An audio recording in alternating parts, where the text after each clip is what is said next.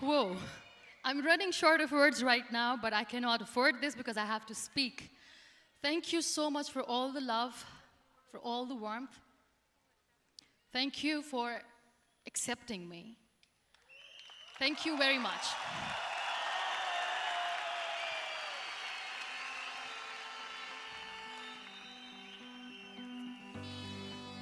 Well, I always start my talk with a disclaimer.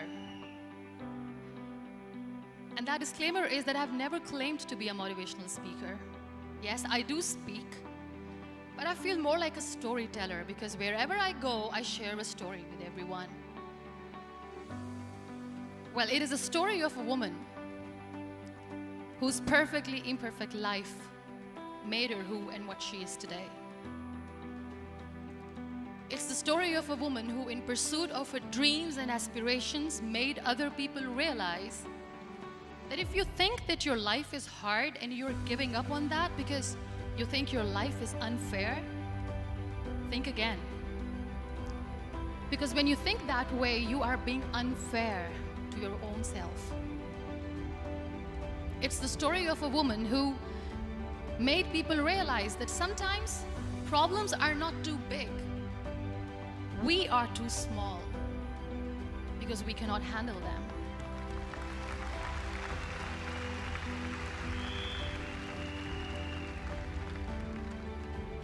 It is the story of a woman who with time realized that real happiness doesn't lie in success, money, fame.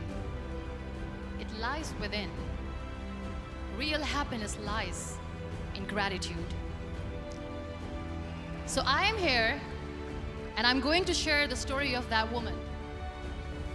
That is my story. The story of gratitude.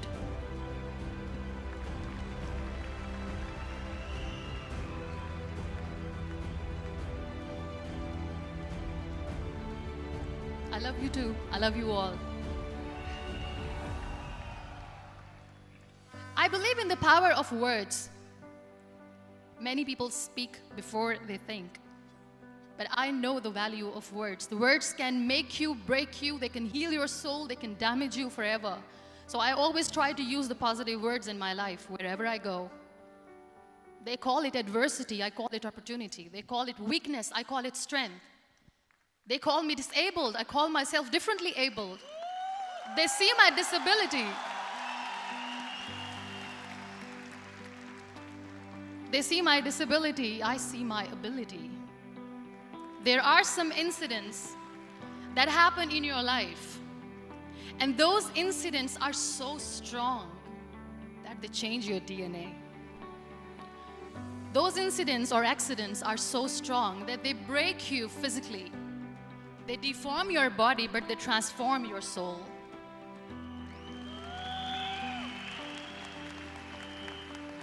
Those incidents break you, deform you, but they mold you into the best version of you. And the same thing happened to me. And I'm going to share what exactly happened to me. I was 18 years old when I got married. And this thing I'm sharing for the very first time on an international level. I was 18 years old when I got married. I belonged to a very conservative family, a Baloch family, where good daughters never say no to their parents. My father wanted me to get married. And all I said was, if that makes you happy, I'll say yes. And of course, it was never a happy marriage. Just about after 2 years of getting married, about 9 years ago, I met a car accident. Somehow my husband fell asleep and the car fell in the ditch. He managed to jump out, saved himself. I'm happy for him. But I stayed inside the car and I sustained a lot of injuries. The list is a bit long. Don't get scared. I'm perfectly fine now. Radius ulna of my right arm were fractured. The wrist was fractured. Shoulder bone and collarbone were fractured. My whole rib cage got fractured. And because of the rib cage injury, lungs and liver were badly injured. I couldn't breathe. I lost urine and bowel control. That's why I have to wear the bag wherever I go. But that injury that changed me and my life completely as a person and my perception towards living my life was the spine injury. 3 vertebrae of my backbone were completely crushed, and I got paralyzed for the rest of my life. So this accident took place in a far-flung area in the outskirts of a very small province, Balochistan, where there was no first aid, no hospital, no ambulance. I was in the middle of nowhere in that toppled car. Many people came to rescue. They gave me CPR. They dragged me out of the car. And while they were dragging me out, I got the complete transection of my spinal cord. And now there was this debate going on. Should we keep it here? She's going to die. Where should we go? There is no ambulance. There was this 4-wheeler Jeep standing in the corner of the street. They said, put her in the back of the Jeep and take her to the hospital, which is 3 hours away from this place. And I still remember that bumpy ride. I was all broken. They threw me at the back of the Jeep and they rushed me to the hospital. That is where I realized that my half body was fractured and half was paralyzed. I finally ended up in a hospital where I stayed for 2.5 months. I underwent multiple surgeries. Doctors have put a lot of titanium in my arm. There's a lot of titanium at my back to fix my back. That's why people in Pakistan call me the Iron Lady of Pakistan.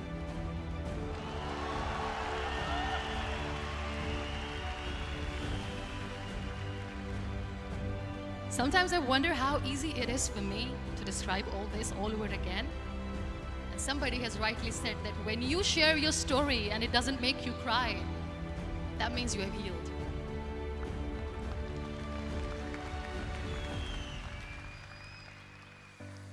Those 2.5 months in the hospital were dreadful. I will not make up stories just to inspire you. I was at the verge of despair. One day, doctor came to me and he said, well, I heard that you wanted to be an artist, but you ended up being a housewife. I have a bad news for you. You won't be able to paint again because your wrist and your arm are so deformed, you won't be able to hold a pen again. And I stayed quiet. Next day, doctor came to me and said, your spine injury is so bad, you won't be able to walk again. I took a deep breath and I said, it's all right. The very next day, doctor came to me and said, because of your spine injury and the fixation that you have in your back, you won't be able to give birth to a child again. That day, I was devastated. I still remember, I asked my mother, why me? And that is where I started to question my existence. Why am I even alive? What's the point of living? I cannot walk, I cannot paint, fine, I cannot be a mother. And we have this thing in our heads being women that we are incomplete without having children. I am going to be an incomplete woman for the rest of my life. What's the point? People are scared. They think I will get divorced. What is going to happen to me? Why me? Why am I alive? We all try to chase this tunnel. We all do this because we see light in the end of the tunnel, which keeps us going. My dear friends, in my situation, there was a tunnel that I had to roll on. There was no light. And that is where I realized that the words have the power to heal the soul. My mother said to me, this too shall pass. God has a greater plan for you. I don't know what it is, but He surely has.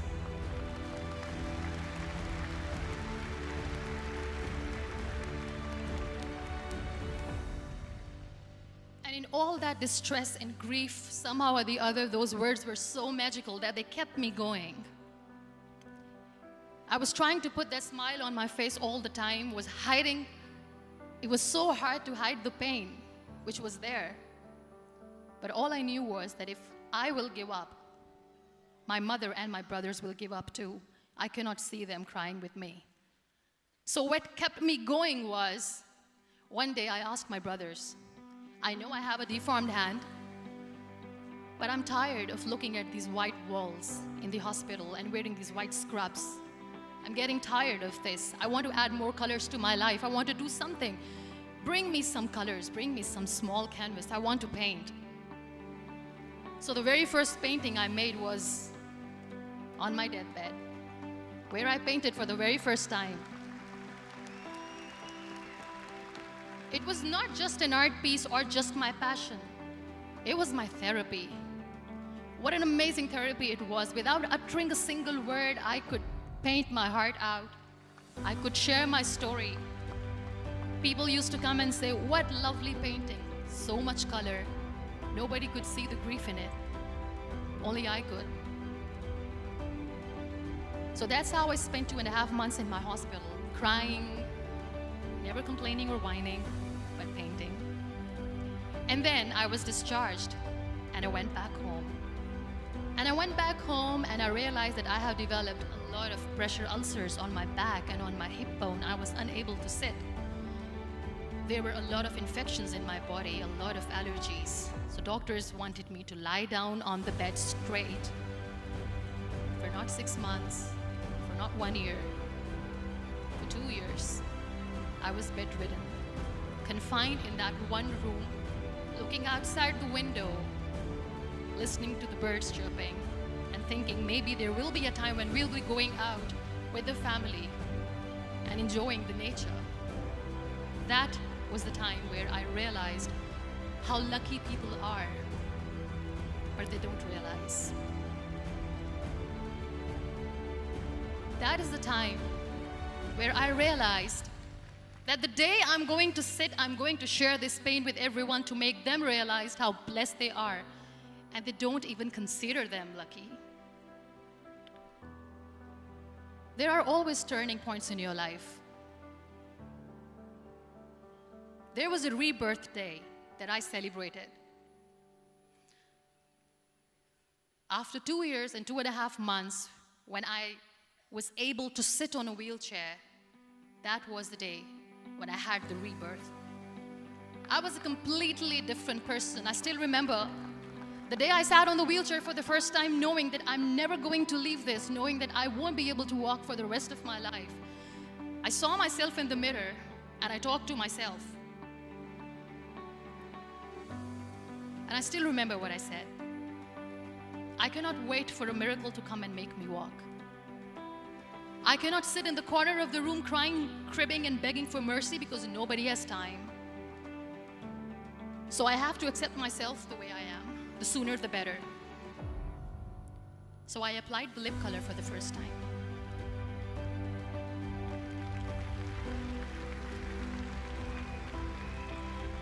And I erased it. And I cried. And I said, what am I doing? A person on a wheelchair should not do this. What will people say? Clean it up. Put it again. This time I put it for myself. Because I wanted to feel perfect from within.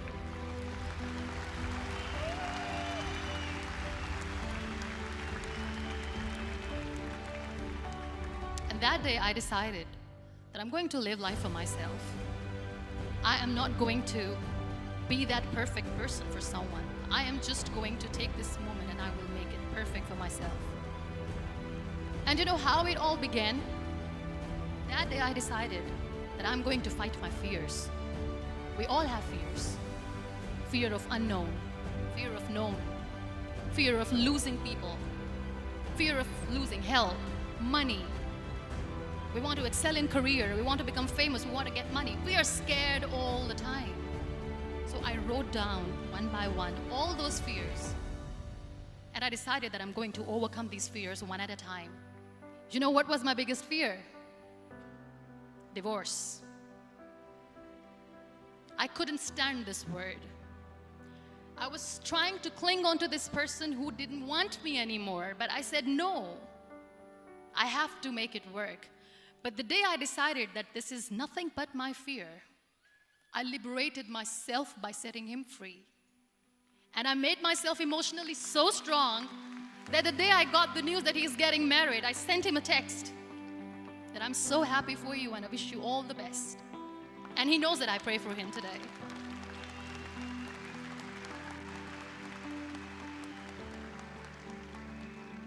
My biggest fear, number 2, was I won't be able to be a mother again.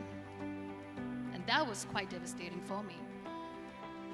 But then I realized there are so many children in the world, all they want is acceptance. So there is no point of crying, just go and adopt one. And that's what I did.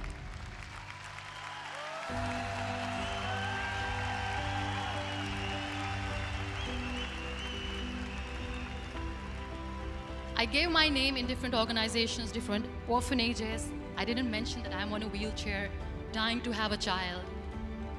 So I just told them that this is MunibaMazari and she wants to adopt a boy or girl, whatsoever, but I want to adopt a kid. And I waited patiently. 2 years later, I got this call from a very small city in Pakistan. I got a call and they said, "Are you MunibaMazari? There is a baby boy and would you like to adopt?" And when I say yes, I could literally feel the labor pain. I said, yes, I am going to adopt him. I am coming to take him home.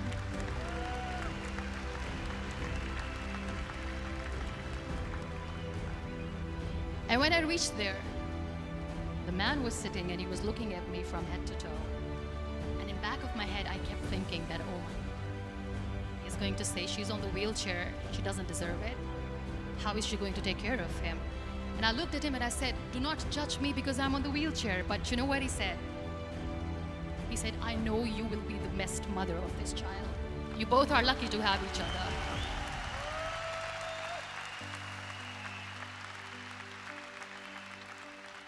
And that day, I was 2 days old, and today he's 6.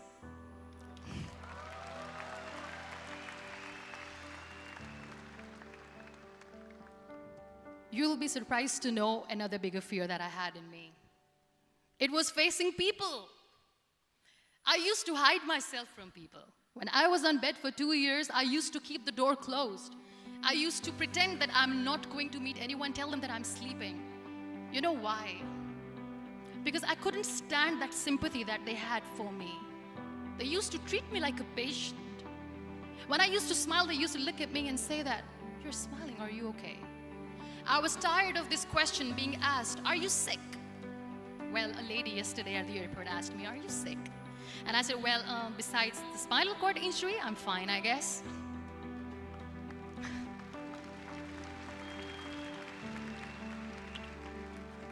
But those are really cute questions. They never used to feel cute when I was on the bed. So I used to hide myself from people, knowing that, oh my God, I'm not going to see that sympathy in their eyes. It's all right. And today I'm here speaking to all these amazing people because I have overcome the fear.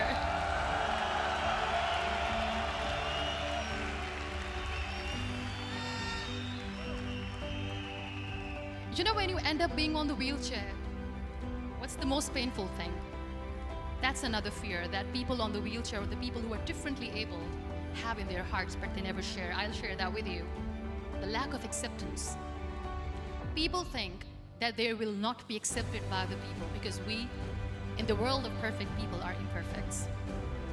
So I decided that instead of starting an NGO for disability awareness, which I know will not help anyone, I started to appear more in public. I started to paint. I always wanted to. I have done a lot of exhibitions. I'm Pakistan's first wheelchair-bound artist. I have done a lot of modeling campaigns, different campaigns for brands like Tony and Guy.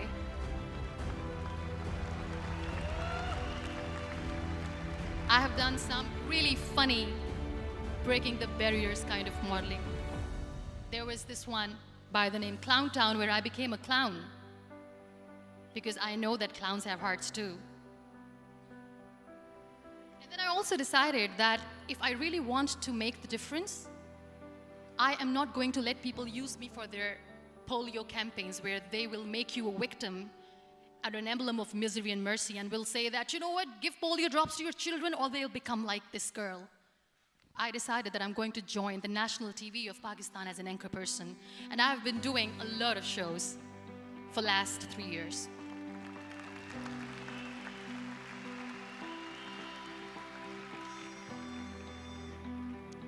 So when you accept yourself the way you are, the world recognizes you. It all starts from within. Thank you. I became the National Goodwill Ambassador for UN Women Pakistan, and now I speak for the rights of women, children. We talk about inclusion, diversity, gender equality, which is a must. I was featured in BBC 100 Women for 2015. I'm one of the Forbes 30 under 30 for 2016. And it all didn't happen alone. You all are thriving in your careers. You have bigger dreams and aspirations in life. Always remember one thing. On the road to success, there is always we, not me. Do not think that you alone can achieve things. No. There is always another person who is standing behind you, maybe not coming on the forefront, but behind you, praying for you and supporting you. Never lose that person. Never.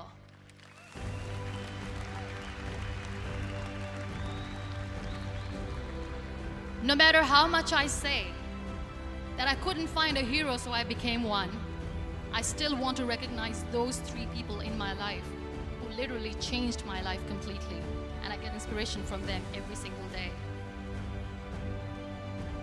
Waleed Khan. Many people know about the terrorist attacks in Pakistan. We have lost many people. And I'm sharing this with a very heavy heart because we actually have lost a lot of people in this huge turmoil of terrorism. These people are barbarians. They do not see people. They're even worse than animals. They have killed people in mosques. They have killed people in churches, temples, even in schools.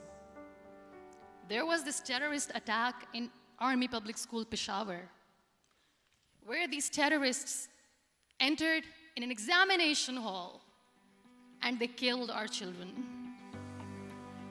And in that attack, that day, this beautiful boy, Waleed Khan, who was my hero, my real life hero, was the proctor who was taking care of the students, was keeping an eye on the students. Those barbarians shot him 3 times in the face, 5 times on his body, and he fell down.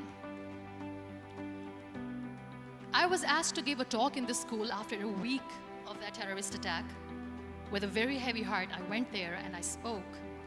We sang a few national songs. I thought that maybe I've done my part, but deep inside, it was killing me. I could see children injured. I could see children sitting on the wheelchairs, looking at me, wondering, what next? What was our fault? Just because we were here to give examination, we have been shot. So many people, so many children lost their friends. Their classrooms were empty. The next day they went to the classroom. So this kid, Waleed Khan, I was asked that he is in a hospital right now, and you have to go and see him and motivate him and tell him that it's going to be okay. And when I saw Waleed Khan coming on the wheelchair for the first time in front of me, his face was all deformed. His leg was fractured, his arm was fractured. He couldn't talk, he lost his teeth. He cannot sneeze, he cannot smell. He cannot eat. And I kept thinking, what should I say? That everything is going to be all right? No, nothing is all right.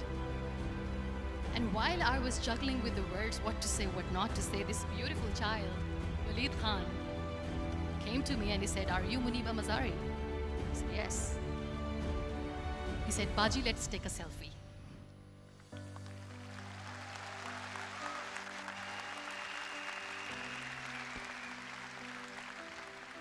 And with that beautiful, toothless smile of Waleed Khan, we took that beautiful selfie that I still have with me. I don't share that here because he was in a very bad shape that time. And that is where I realized that when I was thinking too much about his deformities, he's happy with himself. He doesn't even care. Because today he goes in the same school, and when somebody asks him that what happened to your face, why so many scars, you know what he says? "These scars are my medals and I wear them with pride."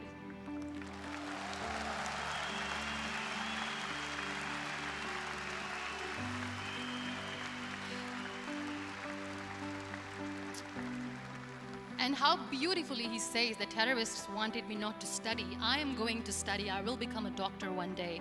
And this is my way of taking revenge from those terrorists. Another real life hero, of course, my son. His name is Nile, N-I-L-E, River Nile. I learned so much from this kid. The first and foremost thing is patience.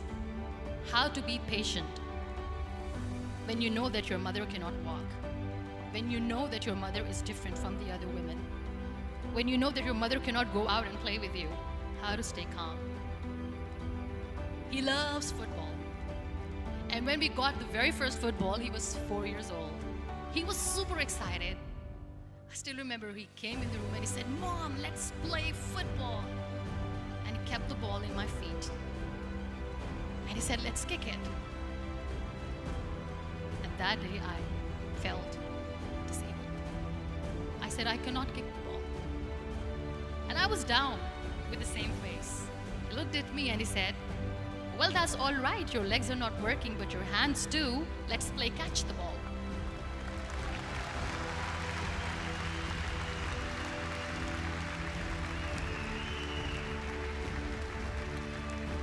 You know what? That day he made me realize that when you think your glass is half empty, come on, your glass is half full.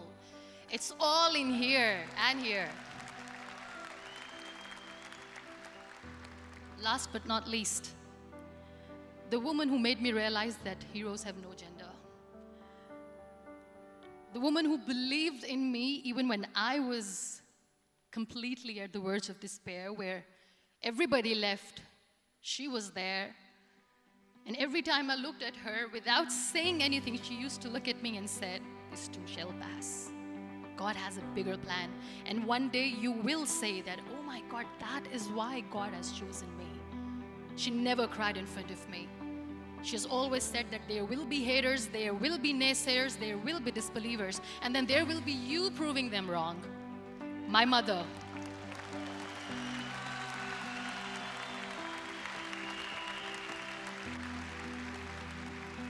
Whatever I am today, I'm nothing without her. I'm nothing without her. Thank you, Mama. I wish you were here. Thank you for making me who I am today.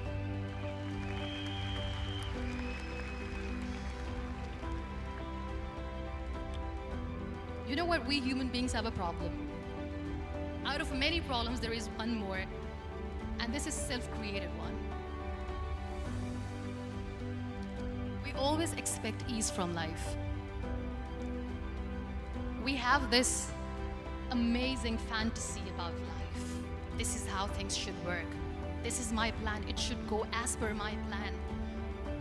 If that doesn't happen, we give up. So my dear friends, let me tell you one thing. I never wanted to be on the wheelchair. Never thought of being on the wheelchair.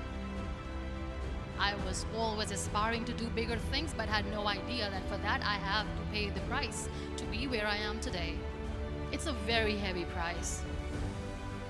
This life is a test and a trial, and tests are trials are never supposed to be easy. So when you are expecting ease from life, and life gives you lemons, then you make the lemonade, and then do not blame life for that, because you were expecting ease from a trial. Trials make you a stronger, better person. Life is a trial, and with time you realize that.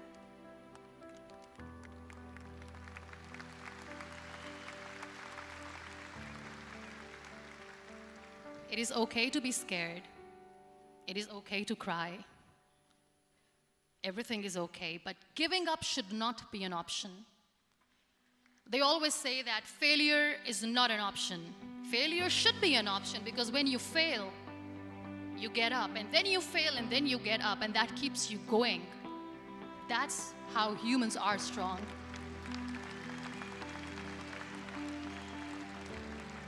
Failure is an option, should be an option, but giving up is not.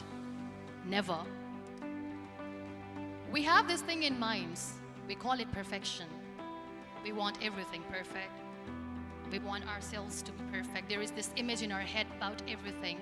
Perfect life, perfect relationships, perfect career, perfect amount of money that we need to earn no matter what. Nothing is perfect in this world. We all are perfectly imperfect, and that is perfectly all right. That's all right. We were sent here not to become the perfect people. Those people who tell you how to look perfect, even those people are imperfect. Trying to fight this fear of looking imperfect. I used to be perfect. I still remember. I got this compliment years ago when I used to walk. Oh my God, look at you. You're fair, you're tall, you're perfect. Look at me now.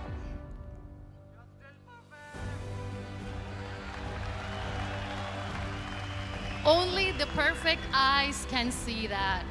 Only the perfect eyes will see that. Only the perfect eyes will see that. So yes, in all those imperfections, you have to listen to your heart. You don't have to look good for people. You don't have to be perfect just because other people want you to be perfect. If your soul is perfect from within, that's all right. This is all what you want. This is all what you need to be. Our society has made very weird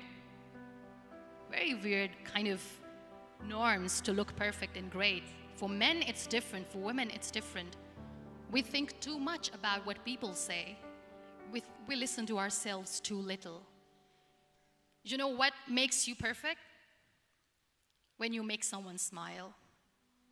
You know what makes you perfect? When you try to do something good for the people around you. You know what makes you perfect? When you feel someone's pain. And how beautiful pain is that it connects you with people. No other medium can connect you with others but pain. That's why I always say that I'm in pain, and that's a blessing in disguise for me. Today, just because I'm in pain and I'm on the wheelchair, I work for children. Being the head of CSR for a company, we conduct medical camps in far-flung areas of Pakistan where so many kids die because they don't have medical facilities. And I personally believe just because they cannot afford to live doesn't mean we let them die. So we give them money, we give them medical treatment, we try to heal their wounds, physical and emotional. And I also work for the beautiful people, we call them third gender, the transgender community of Pakistan. You know what connects me with them? All my imperfections.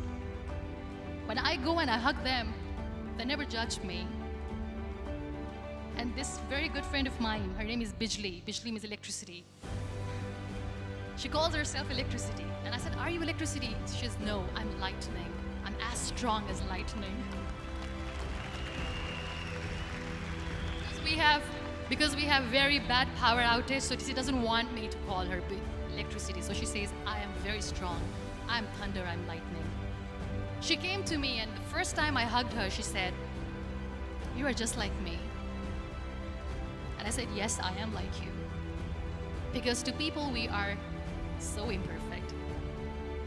So how beautiful these imperfections are, that because of these imperfections, you can connect with people. Then why are we all running after being perfect? What's the point?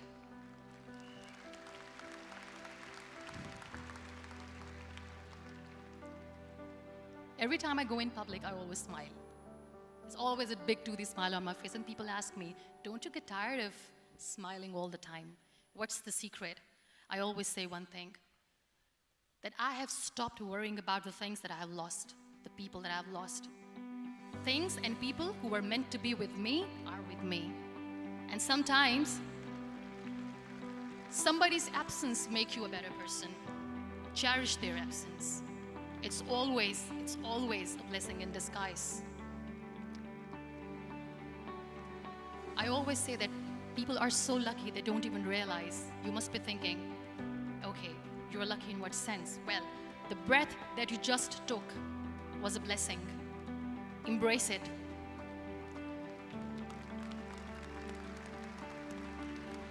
There are so many people in the world who are dreaming to live a life that you are living right now. You have no idea. Embrace each and every breath that you are taking. Celebrate your life. Live it. Don't die before your death. We all die.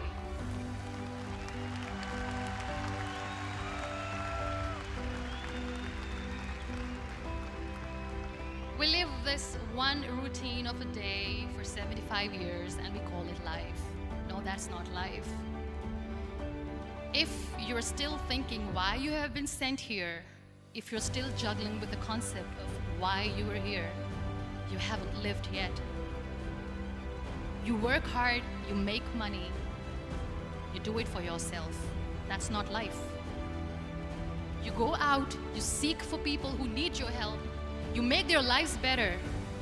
You become that sponge which can absorb all the negativity, and you become that person who can emit beautiful, positive vibes. And when you realize that you have changed someone's life, and because of you, this person didn't give up, that is the day when you live.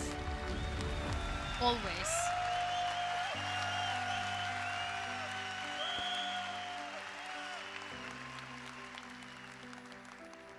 We were talking about gratitude, why I smile all the time. I cry all night when nobody sees me, because I'm a human and I have to keep the balance. And I smile all day because I know that if I will smile, I can make people smile. That keeps me going.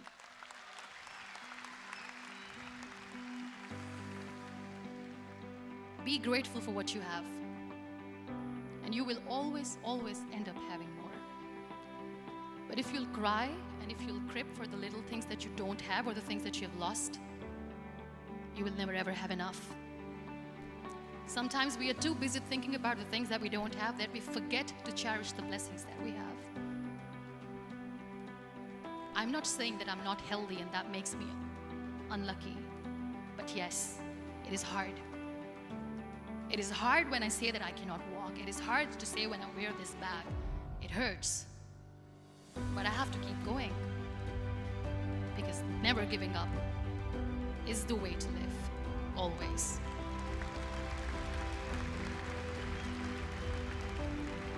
So I'll end my talk on a very short note. Live your life fully. Accept yourself the way you are. Be kind to yourself. Be kind to yourself. I'll repeat, be kind to yourself, and only then you can be kind to others. Love yourself and spread that love. Life will be hard, there will be turmoils, there will be trials, but that will only make you stronger. Never give up. The real happiness doesn't lie in money or success or fame. I have this all, I never wanted this. Real happiness lies in gratitude. So be grateful, be alive, and live every moment. Thank you so much, everyone. Thank you.